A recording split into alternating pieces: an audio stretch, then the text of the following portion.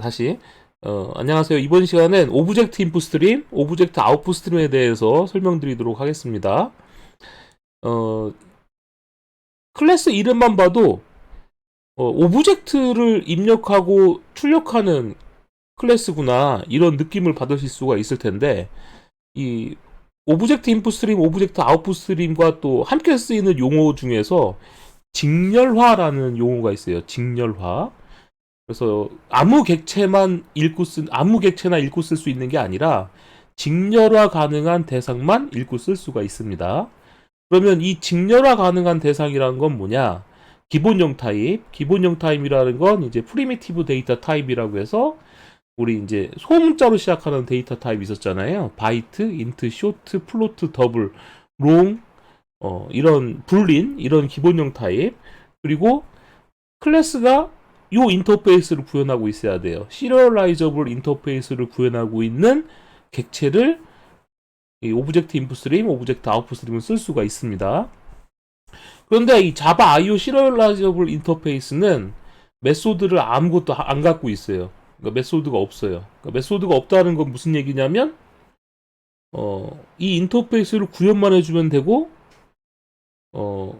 어떤 메소드를 여러분들께서 구현해 주실 필요는 없다는 거예요. 즉 인터페이스만 구현만 해주시면 된다. 자, 이런 식으로 메소드가 하나도 없는 인터페이스가 종종 있거든요. 이렇게 메소드가 하나도 없는 인터페이스를 우리가 뭐라고 말하냐면 표시를 해준다라고 해서 마크 인터페이스라고 합니다. 마크 인터페이스. 그래서 시리얼라이저블 인터페이스는 마크 인터페이스의 한 종류고 요 인터페이스를 구현하거나 기본형 데이터 타입을 우리는 직렬화 가능한 대상이라고 한다라고 생각하시면 됩니다.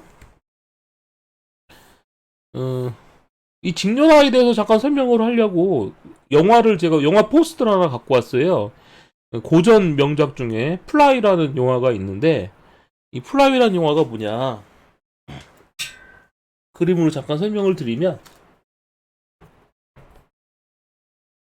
이 영화가 이제 보잖아요. 그러면 어, 이렇게 지금 아까 포스터에 나왔던 것처럼 밥통 같은 기계가 이렇게 있어요. 이렇게 기계가 있으면 여기에 이제 물체를 집어 넣는 거예요. 물체를 집어 넣으면 이 물체가 이렇게 전송이 되는 거예요. 반대편으로 전송이 되는 물체 전송기가 나오는 텔레포트라고 하죠. 물체 전송기가 나오는 영화가 이 플라이예요. 근데 이 플라이의 주인공이 박사인데 그 주라기 공원에서 보면 말콤 박사라고 나왔던 사람이 여기 주인공이거든요. 근데 이 주인공이 이렇게 기계에 들어가요. 술김에 기계에 들어갔는데 여기 이제 파리 한 마리가 있었던 거예요. 그래서 어 스위치를 딱 눌렀더니 전송이 될 때 이제 파리랑 유전자가 섞이면서 이제 파리 인간이 되는 거죠. 점점점 파리가 돼가면서 벌어지는 에피소드가 나오는 영화인데 굉장히 흥행했던 영화고 그 고전 명작 중에 하나입니다. 근데 제가 이 얘기를 왜 드리냐면 객체 직렬화라는 것도 이런 물체 전송기와 비슷한 거예요. 오브젝트 객체를 직렬화하는 거랬잖아요. 그래서 여기에다가 이제 객체 직렬화는 뭐냐? 우리가 이제 쓰는 거예요. 뭘 쓰냐면 객체를 쓰는 거죠. 그럼 객체를 쓰게 되면 이 객체가 바이트의 흐름으로 바뀌어서 다른 곳으로 전송이 될 수 있는 거예요. 이 전송되는 공간은 파일이 될 수도 있고 이제 메모리가 될 수도 있는 거죠. 그러면 이 직렬화돼서 전송된 것을 다시 이제 객체로 역직렬화라고 하거든요. 다시 객체로 바꿔서 읽어드리는 이게 이제 객체 직렬화 기술입니다. 즉 자바 세상에서 텔레포트가 가능하도록 하는 기술, 객체를 텔레포트 시킬 수 있는 기술. 이게 이제 오브젝트 인풋 스트림, 오브젝트 아웃풋 스트림이다. 이렇게 말할 수가 있겠죠. 한번 나중에 기회 되시면 이 영화 한번 봐보세요. 무서워요. 무서운 영화인데. 자, 그러면 객체를 저장한다라고 돼 있으니까 객체를 실제로 한번 저장해 보겠습니다. 예제를 직접 작성해 볼게요. 자, 일단 어, 객체를 저장한다고 했으니까 저장할 객체를 하나 만들어 줘야 되거든요. 어, 어떤 객체 이름은 일단 패키지를 만들고 해볼게요. 이번엔 패키지는 com.example 에다 만들까요? com.example에 패키지를 io라고 추가해서 com.example io라는 패키지를 만들었고요. 이 io 패키지에다가 유저라는 클래스를 하나 만들게요. 유저라는 클래스를 만들었는데 이 유저라는 클래스에 대한 인스턴스를 이제 직렬화 시키려고 하는 거예요. 그러려면 아까 무슨 인터페이스를 구현해 줘야 한다고 했었냐면 자바 io. 시리얼라이저블 인터페이스를 구현한다고 했었죠. 근데 이 인터페이스를 가보면 메소드가 하나도 없어요. 이렇게 메소드가 하나도 없는 인터페이스를 우리는 마크, 표시한다고 해서 마크 인터페이스라고 했던 거예요. 이 유저는 자 스트링에서 이메일이랑 그 다음에 네임 그리고 인티저 값으로 이어 벌스 이어라는 값을 갖도록 할게요. 이메일, 네임, 생년 이렇게 세 가지 정보를 갖는 유저 클래스를 만들 거고요.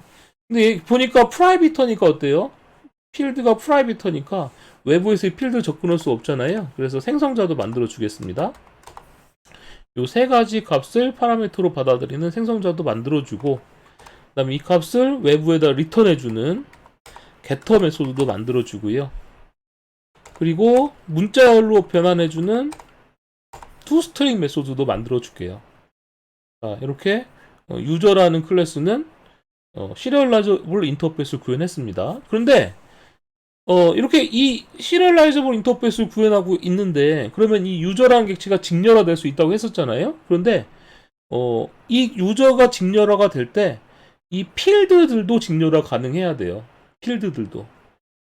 즉 이 필드들도 직렬화 가능하다는 건 무슨 얘기냐면 이 스트링도 한번 제가 한번 들어가 보면 자 보세요. 스트링은 어떤 인터페이스를 구현하고 있냐면 방금 전에 보았던 시리얼라이저블 인터페이스를 구현하고 있죠. 이 말은 스트링도 직렬화 가능하다는 뜻이에요.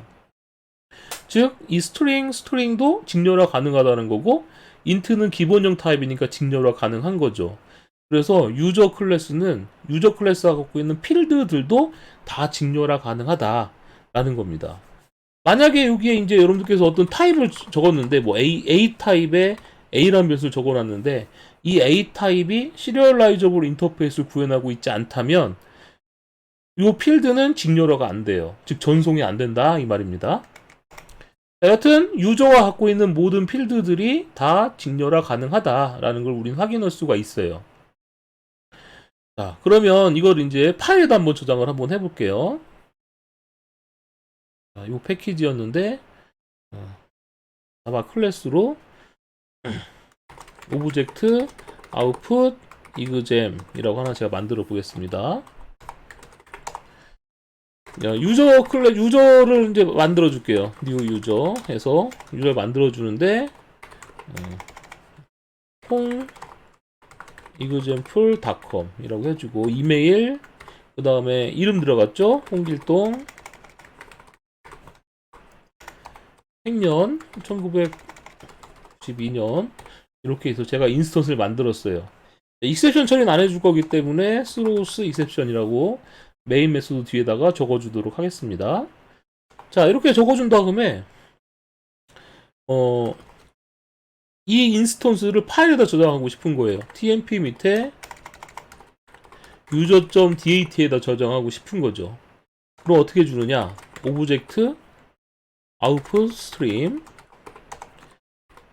out은 new 오브젝트 output stream 해주시는데 이 오브젝트 아웃풋 스트림 안에다가 아웃풋 스트림이 들어가면 되거든요.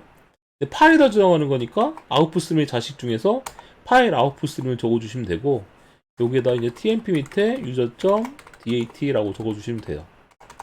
이 아웃을 다 사용하면 클로즈를 해줘야겠죠? 그럼 이 오브젝트 아웃풋 스트림이 갖고 있는 메소드 중에서 write object라고 해주게 되면 유저 이렇게 해주면 이 유저를 어떻게 해줘요? 객체 직렬화 시켜서 파일에다 저장하게 됩니다. 실제로 실행을 해볼게요. 실제로 실행을 해보면 저장이 된 거예요. 터미널에서 파일이 생성됐는지 볼게요. ls -la tmp 밑에 user.dat 해보면, 이거 다시 tmp 밑에 user.dat 해보면 128바이트짜리 파일이 하나 생성된 걸 볼 수가 있어요. 즉 이렇게 인스턴스가 라이트 오브젝트로 객체를 이제 저장했다, 이렇게 생각하시면 됩니다. 자, 그럼 객체를 저장했으면 이제 읽어올 수도 있어야 되겠죠? 그럼 객체는 어떻게 읽어오느냐? 예제를 직접 만들어 보겠습니다. 오브젝트 input exam 이라고 하나 만들 텐데, 자, 객체를 읽어드릴 때는 오브젝트 input stream을 사용해요. 근데 역시 exception 처리는 안 할 거니까 뒤에다가 throws exception 적어주고요. 이는 new object input stream. 근데 파일로부터 읽어드리는 거니까 이 오브젝트 인풋 스트림은 인풋 스트림을 파라미터로 봤거든요. 그래서 여기에 new 파일 인풋 스트림 해주고, 방금 전에 우리가 저장했던 tmp 밑에 user.dat를 넣어주시면 됩니다. 그럼 얘는 파일 인풋 스트림을 통해서 오브젝트 인풋 스트림을 읽어드리는 거예요. 그럼 in.read 오브젝트라고 해주면 오브젝트를 읽어드리는데, 이 read 오브젝트는 오브젝트 타입으로 리턴하거든요. 근데 우리가 원래 저장했던 건 누구였냐면 유저 타입을 저장했었죠. 그래서 오브젝트 타입으로 읽어드릴 때 원래 형태대로 형변환을 해주시면 돼요. 우리가 저장했던 건 유저였기 때문에 그 유저 객체를 형변환을 해서 받아들이면 됩니다. 받아들인 값을 한번 출력해 볼게요.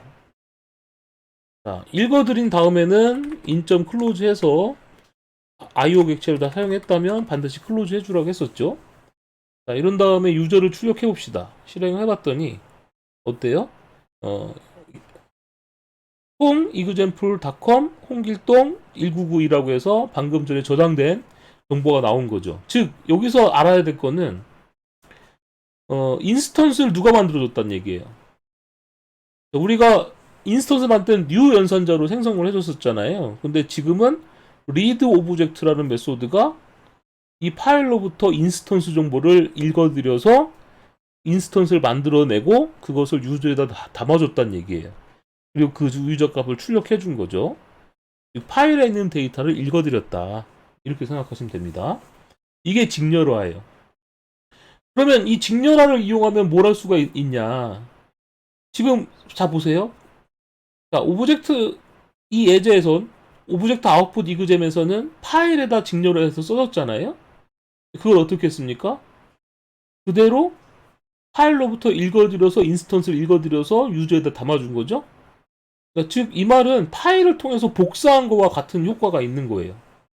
파일을 통해서.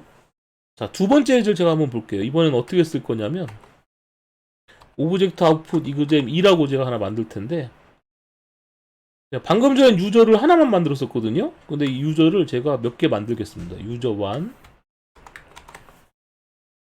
유저 2, 유저 3라고 해서 몇 개를 만들어 볼게요.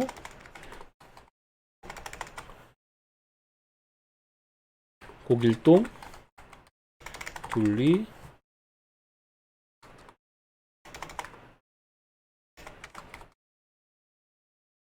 자, 이렇게 해서 제가 세 건의 데이터를 만들고 어레이 리스트를 인스턴스를 만들 텐데, 유저를 저장할 수 있는 어레이 리스트, 우리 컬렉션 프레임워크 배울 때 나왔었죠? 어레이 리스트를 제가 선언해 주겠습니다. 이렇게 해주면 어레이 리스트 인스턴스가 만들어지고요. 이 어레이 리스트에다가 유저 1, 유저 2, 유저 3를 제가 저장을 했어요. 자, 그런데 이 어레이 리스트를 제가 한번 가볼게요. 클래스 정의를 한번 가보면 이 어레이 리스트도 어떤 인터페이스를 구현하고 있냐면 자바 IO 시리얼라이저블 인터페이스를 구현하고 있는 걸 알 수 있어요. 이 말은 어레이 리스트도 뭐가 될 수 있다? 직렬화가 될 수 있다, 이 말이에요. 자, 이 어레이 리스트 자체도 직렬화가 가능합니다. 그럼 이 어레이 리스트도 직렬화가 가능하고 이 유저들도 직렬화가 가능한 거죠. 그러면 이 리스트 자체를 어떻게 할 수 있느냐? 오브젝트, 자, 유저 list.dat라고 제가 파일 좀 명을 바꿀게요. 이렇게 해주게 되면 tmp 밑에 user list.dat 파일에다가 이 리스트, 메모리에 있는 이 리스트 인스턴스를 통째로 저장할 수 있어요. 근데 이때 리스트만 저장되는 게 아니라 리스트 안에 저장되어 있는 유저들까지 한꺼번에 저장이 돼버립니다. 실제로 실행을 해보면 자, 저장이 됐고 tmp 밑에 user-list.dat라고 해보면 256바이트짜리 이제 파일이 생성된 걸 알 수 있어요. 자, 그럼 다시 1번에 읽어드리는 걸 한번 해볼게요. 다시. 자, 읽어드리는데, 이번엔 파일명만 바꿔주면 되겠죠? user-list.dat로부터 파일로부터 읽어드릴 거예요. 근데 읽어드리는데, 아까는 뭘 저장했냐면, 어레이 리스트를 저장했었으니까, 어레이 리스트로 형변환을 해서 받아들여야 됩니다. 이렇게 받아들여야죠. 자, 그러면 이제 어레이 리스트 받아들였으니까 for 인티저 i는 0부터 i는 리스트의 사이즈만큼 리스트에 들어가 있는 데이터 길이만큼 반복하면서 어떻게 해줄까요? 리스트에 있는 원소를 한 번씩 출력해 보겠습니다. 자, 실행해 보면 어떻게 되어 있어요?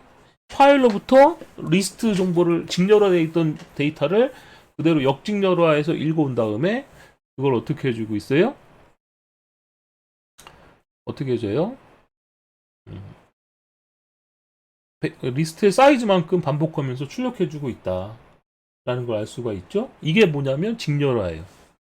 자, 이번엔 다음 예제 한번 하나 더 예제를 하나 더 만들어 볼게요.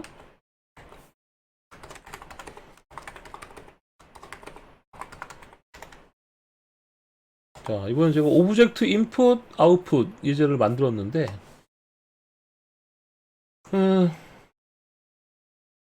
자, 아까 우리가 리스트를 하나 만들었었어요. 이렇게. 자, 이렇게 리스트를 만들었었죠. 리스트 만들었었는데 만약 어레이 리스트 유저의 리스트 2는 리스트 이렇게 해준 다음에 리스트 2의 사이즈만큼 한번 반복하면서 리스트 2에 있는 값을 한번 출력해 보겠습니다. 자, 이렇게 출력하면 결과가 어떻게 나올까요? 자, 실행해 보면 세 가지 값이 나오죠. 근데 지금 이 부분은 어떤 내용이냐 이걸 그림으로 좀 제가 한번 설명을 드리면 코드를 한번 잘 살펴봐 보세요.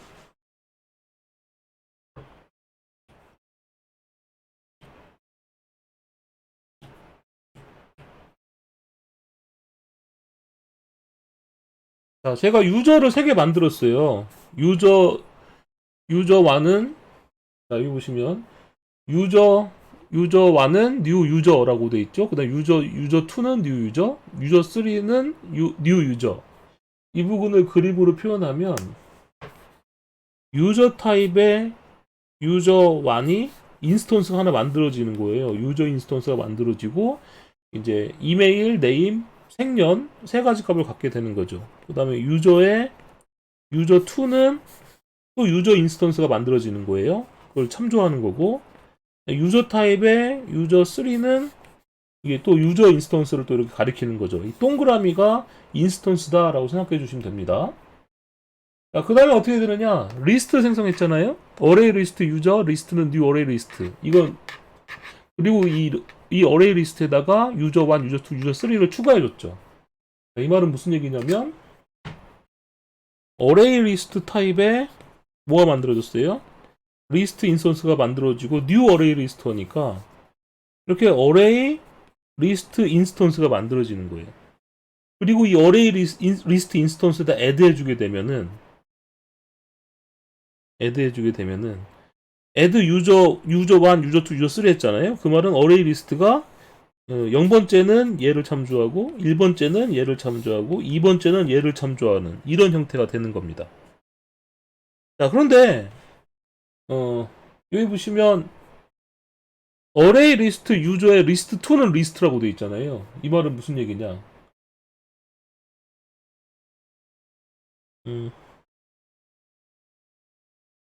어레이 리스트 2는 리스트라는 건 뭐냐면 이 어레이 리스트 리스트 2가 리스트가 참조하는 걸 이렇게 같이 참조해라 이런 뜻이 되는 거예요. 자, 이 말은 자, 어레이 리스트 인스턴스가 몇 개 있다는 얘기예요. 여기서 하나 만들어졌죠. 어레이 리스트 인스턴스가 만들어졌는데 이 인스턴스를 참조하는 게 리스트인데 이 리스트가 참조하는 걸 리스트 2도 참조해라 라는 뜻입니다. 즉 같은 어레이 리스트를 참조하는 거예요. 같은 어레이 리스트를 참조하라는 얘기입니다. 그 말은 무슨 얘기일까요? 복사했다고 이렇게 어레이 리스트 리스트 2는 이런 코드가 나왔었잖아요. 어레이 리스트 2는 리스트. 이 말은 복사란 뜻인가요?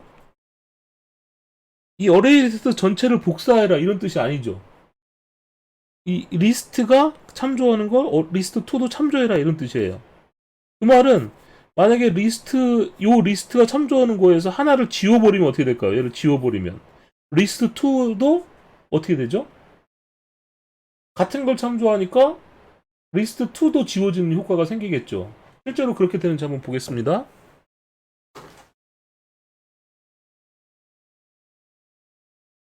자, 이렇게 해준 다음에 제가 리스트에 리무브에서 두 번째 인덱스에 해당되는 걸 제가 지워볼게요. 지운 다음에 리스트의 사이즈 값도 출력해보고 리스트 2의 사이즈 값을 출력해보면 어떻게 되느냐? 했더니 어떻게 돼요? 둘 다 2가 나오죠. 왜냐면 같은 리스트를 참조하고 있기 때문에 그래요. 즉 얘는 이 코드는 어레이 리스트 유저의 리스트 2는 리스트 이 코드는 기존 리스트에 있는 내용을 복사하는 건가요? 복사하는 게 아니죠. 그럼 이거를 조금 여러분들께서 이렇게 또 생각할 수 있어요. 이거 이렇게 하면 안 되겠다. 복사를 하려면 이렇게 하면 안 되겠고, 이렇게 해볼까? 하고선, 이 부분에다가, new array list, 라고, 어레이 리스트 인스턴스 새롭게 만들고 나서, 이 반복하면서 리스트 2에다가 add 하면서, 리스트에 get i번째를 추가해라. 이렇게 할 수도 있을 거예요. 자, 이렇게 해주면 어떤 일이 벌어질까요? 자, 리스트 2 인스턴스 새롭게 만들고 리스트 수가 아니라 리스트의 사이즈만큼 반복하면서 리스트 2에다가 리스트의 i번째 거를 계속 누적해줬죠. 자, 이런 일이 벌어지면 어떻게 되느냐? 자, 이 부분을 제가 코드로 그림을 한번 그려볼게요.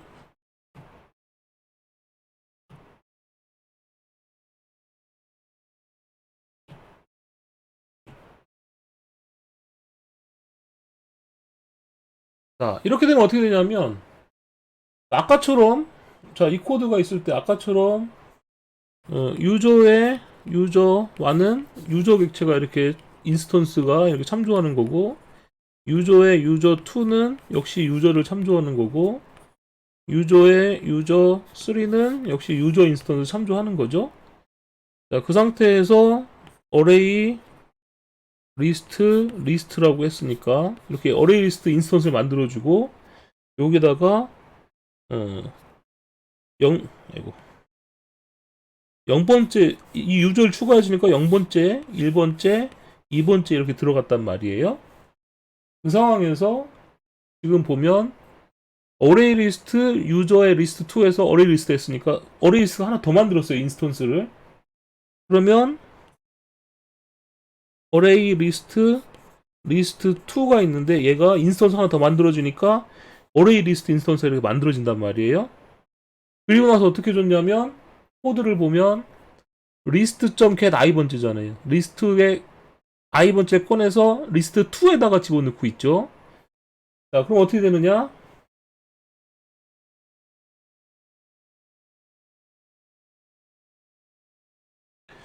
자, 0번째가 가리키는 걸 꺼내서 리스트 2에다 집어넣으니까 이 0번째는 이렇게 참조하게 되는 거고 1번째는 이렇게, 2번째는 이렇게 참조하게 됩니다.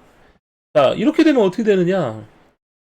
리스트 자체는 별도로 따로따로 생겼지만 유저는 어때요? 같은 유저를 0번째, 1번째, 2번째, 0번째, 1번째가 참조하고 있는 거죠. 자, 이렇게 되면 어떤 일이 벌어질까요? 이 유저의 어떤 정보를 변경하게 되면, 어, 이 리스트의 0번째 유저를 변경하면, 이 리스트 2의 0번째의 유저도 변경되는 그런 현상이 발생할 수 있겠죠? 즉, 리스트만 새로 만들었을 뿐이지, 유저 자체는 복사가 안 된다. 이런 뜻이라고 볼 수가 있는 겁니다. 이해하셨나요? 자, 이런 걸 우린 뭐라고 말하냐? 알고리즘에서 얕은 복사라고 해요. 얕은 복사. 얕은 복사. 즉, 만약 문제가 이러한 리스트가 이렇게 저장이 되어 있는데 이 리스트를 복사해라 라는 문제가 나왔다고 했을 때 지금처럼 이렇게 복사하면 얕은 복사가 된다. 유저 자체는 복사가 안 된다. 그럼 이걸 어떻게 복사하면 될 수 있을까? 자, 이런 걸 복사하기 위해서는 객체 직렬화가 필요한 거예요. 제가 오브젝트 아웃풋 스트림이라고 해서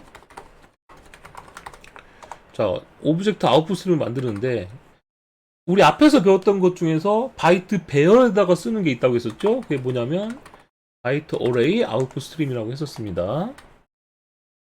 이렇게 해주게 되면 오브젝트 아웃풋 스트림을 쓴 게 바이트 배열에다 저장이 돼요. 근데 이 바이트 배열에다 저장되는데 이거를 이렇게 제가 이렇게 변수를 따로 선언을 해주고 얘를 이렇게 집어넣을게요. 다 사용하면 어떻게 된댔어요? 아웃 점 클로즈 해줘야 한다고 했었죠? 비아웃도 클로즈. 연거 선언한 거에 반대 순서로 클로즈 해주면 되고요. 아웃 점 라이트 오브젝트 해주는데 누굴 저장해 주느냐? 이렇게 리스트 자체를 저장하라고 할게요. 그러면 리스트와 함께 그 리스트에 포함된 유저까지 직렬화가 돼서 오브젝트 아웃풋 스트림을 통해서 써주게 되는데 이 오브젝트 아웃풋 스트림은 이 바이터리의 아웃풋 스트림이 갖고 있는 라이트 메소드를 이용해서 얘의 메모리에다가 써주게 됩니다. 메모리에다 써주게 되면 bout.to 바이터레이라고 해주게 되면 바이트 배열이 나와요. 이 바이트 배열이 뭐냐면 이 리스트 자체가 뭐가 된 리스트 자체가 직렬화가 돼서 바이트 배열이 된 거예요. 자, 그러면 이걸 어떻게 해주느냐? 읽어드릴 땐 어떻게 해주냐면 바이트 어레이 인풋 스트림이라고 해서 이건 이렇게 봅시다. 그럼 직렬화된 걸 다시 읽어드릴 때는 오브젝트 인풋 스트림으로 읽어드린다고 했었죠. 뉴 오브젝트 인풋 스트림 해주는데 바이트 배열로부터 읽어드리기 위해서 바이트 어레이 인풋 스트림을 사용할 거예요. 여기다가 어레이를 넣어주면 지금 어때요? 이 리스트 자체가 직렬화로 쓰고 바이트 배열이 됐단 말이에요. 근데 그 바이트 배열로부터 읽어드리는 오브젝트 인풋 스트림을 만들어주고 그 다음에 어레이 리스트 유저 리스트 2로 이제 읽어드리는데 어떻게 읽어드리냐? 어레이 리스트로 형변환을 해서 읽어드릴 겁니다. 그리고 나서 인점 클로즈 해줄게요. 자, 이렇게 된 다음에 제가 리스트 2에 있는 값을 출력을 해보면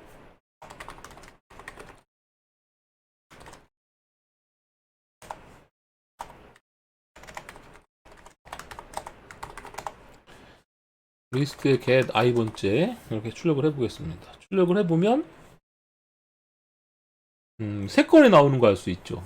자, 그러면 근데 만약에 이 위에서 리스트 2가 아니라 리스트 2에서 꺼내야죠. 그러면 다시 실행해보면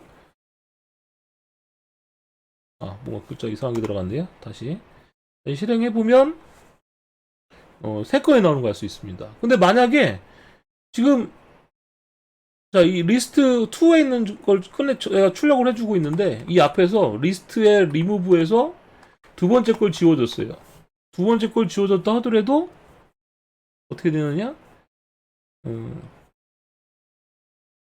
리스트 2는 여전히 3건인 걸 알 수 있습니다.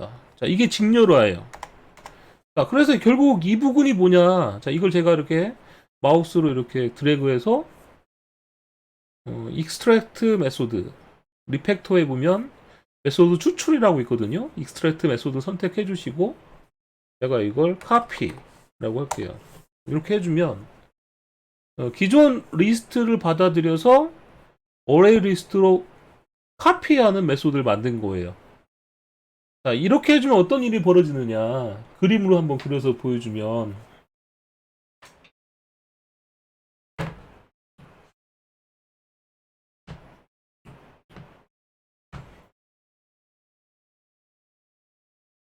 제가 아까 그림으로 따져볼게요. 리스트가 있었고 이 리스트 인스턴스에가 0번째, 1번째, 2번째가 유저 인스턴스를 이렇게 담았단 말이에요. 담았는데 얘를 이제 리스트라는 레퍼런스 변수가 참조하고 있었죠. 이거를 어떻게 했냐면 write 오브젝트라고 해서 객체 직렬화 메소드에다가 직렬화 해줘라고 한 거예요.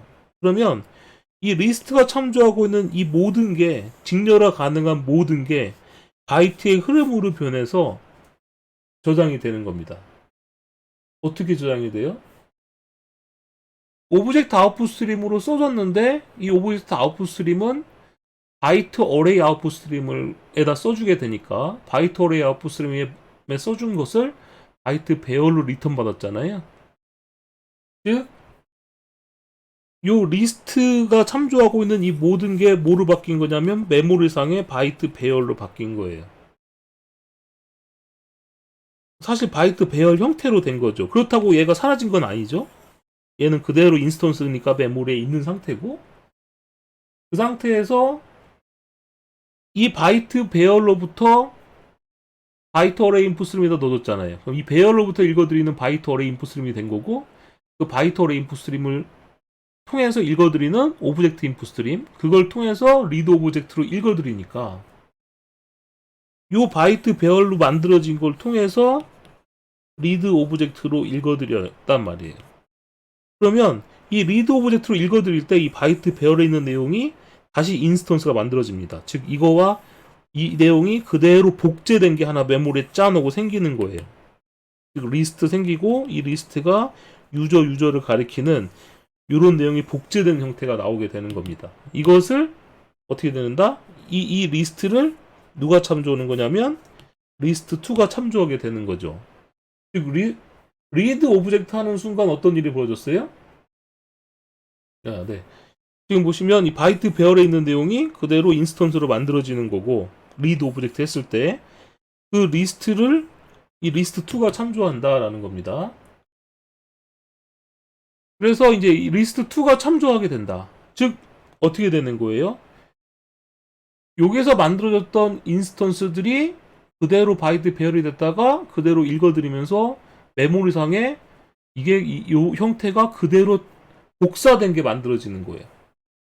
딥카피라고 하죠, 이건. 복사된 게 만들어집니다. 진짜 인스턴스가 두 쌍이 돼버리는 거다, 이 말이죠. 자, 이런 형태로 하는 게 이제 뭐다? 객체 직렬화를 이용해서 객체를 복사하는 그런 예제가 된다라는 뜻입니다. 이런 기술을 이용해서 자바에서는 굉장히 다양한 일을 해요.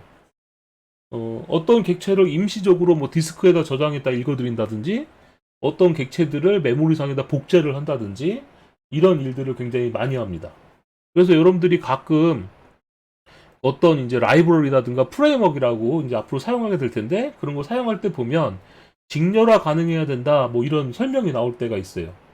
그럼 직렬화 가능하다는 게 뭐지? 시리얼라이저블 인터페이스를 구현하고 있거나 아니면 기본형 타입을 사용한 게 직렬화 가능한 데이터구나, 이렇게 이해를 하셔야만 되는 거예요. 즉 여러분들이 이거 직접 이렇게 이 객체 직렬화를 할 일은 많지 않을 수 있는데 이 내용에 대해서는 확실한 이해가 필요하다라는 겁니다. 그래서 오브젝트 인풋 스트림, 오브젝트 아웃풋 스트림을 이용해서 객체 직렬화하고 역직렬화, 역직렬화는 거꾸로 객체로 바뀌는 거죠. 이런 내용에 대해서 한번 살펴보았습니다.